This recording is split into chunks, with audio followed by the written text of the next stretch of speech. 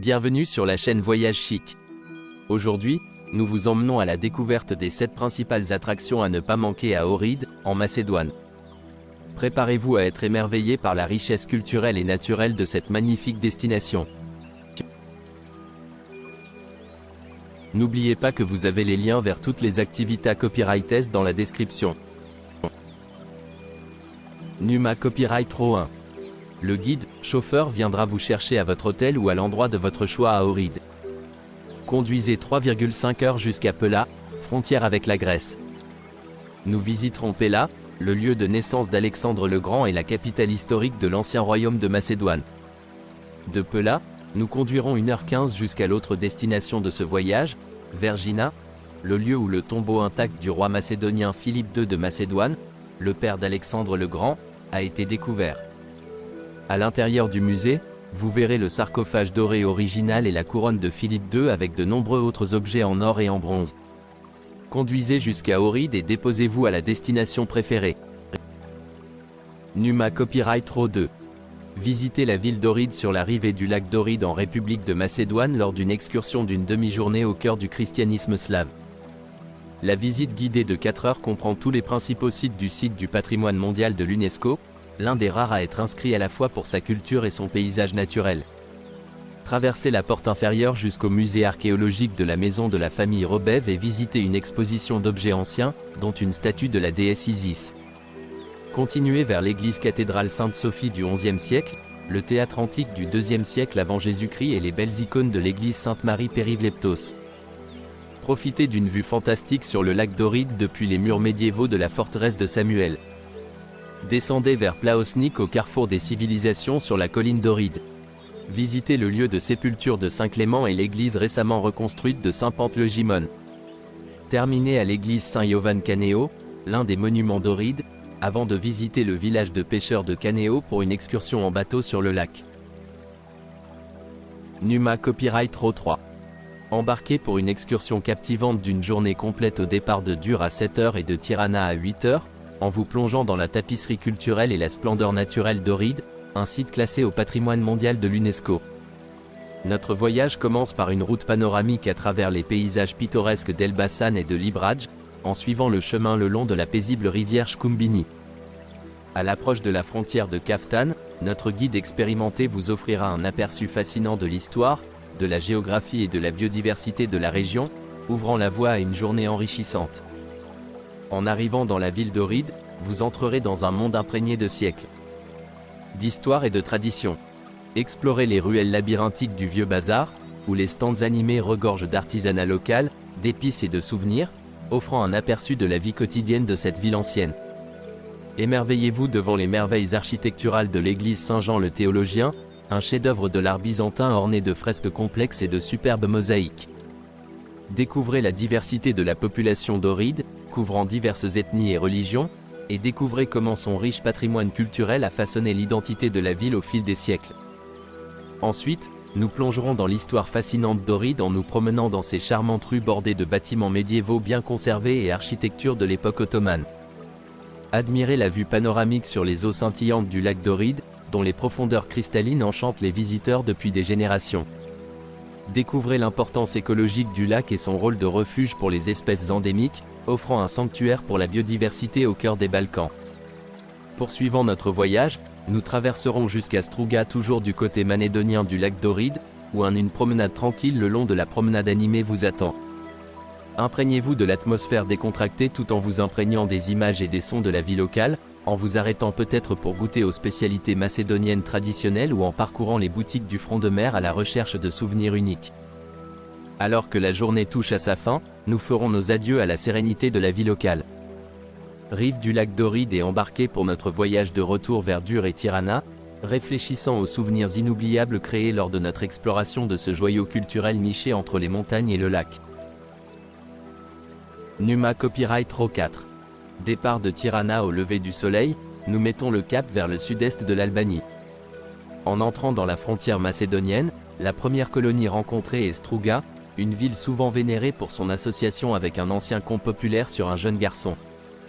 À côté de Struga se trouve la ville d'Ohrid, où pendant des siècles converge le berceau de différentes cultures.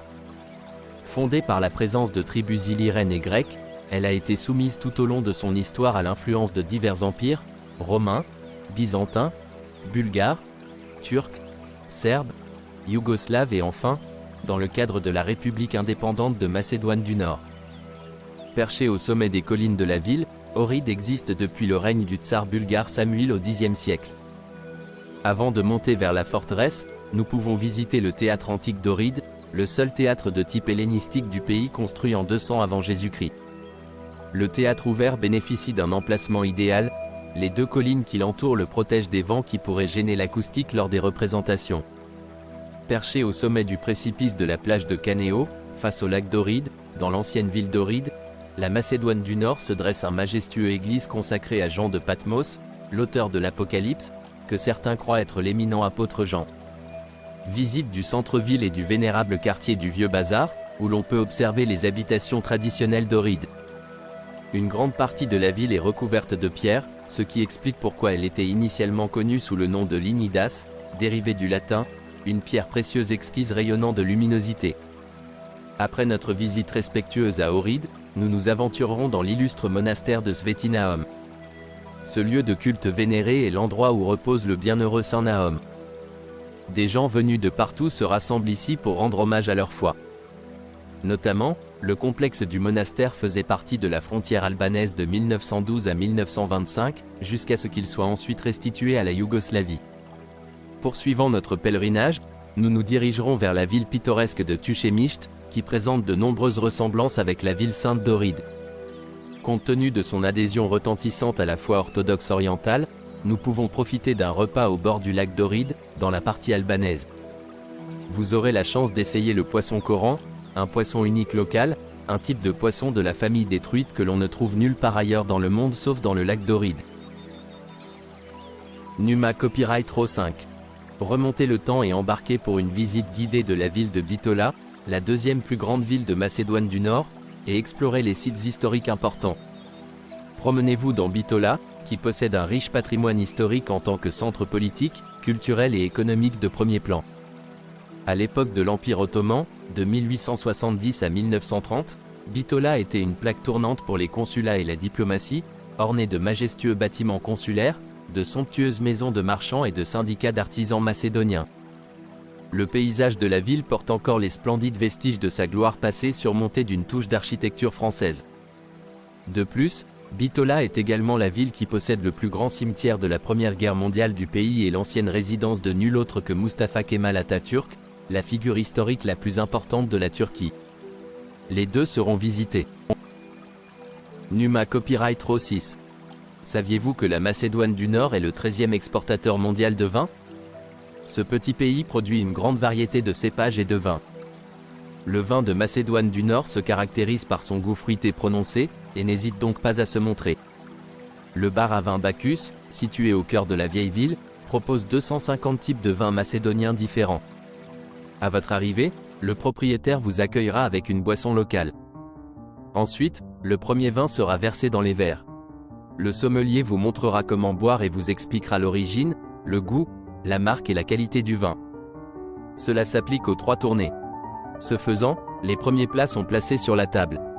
Tout en grignotant ces bouchées locales, profitez de l'ambiance détendue du bar, de ses gens sociables et de son emplacement historique.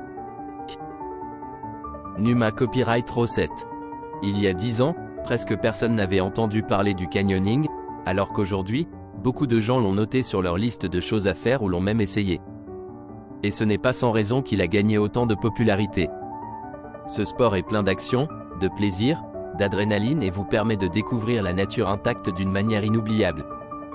Le matin, vous serez pris en charge et transféré à Mariovo. Une fois enfilé l'équipement de canyoning, l'aventure commence. Avec l'aide d'un professionnel, vous pourrez affronter les obstacles et aller plus loin dans le canyon que vous n'auriez pu le faire autrement. Le parc naturel longe le lit de la rivière formée par l'eau.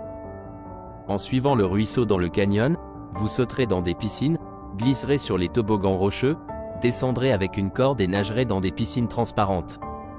En vous dirigeant vers l'arrivée, vous augmenterez vos compétences en canyoning à un rythme très rapide. Après avoir remonté le canyon et atteint votre objectif, votre voyage sera complet et vous vous sentirez satisfait. Ce coup de dopamine restera dans les mémoires comme une explosion absolue. N'oubliez pas d'aimer et de vous abonner pour plus de contenu comme celui-ci.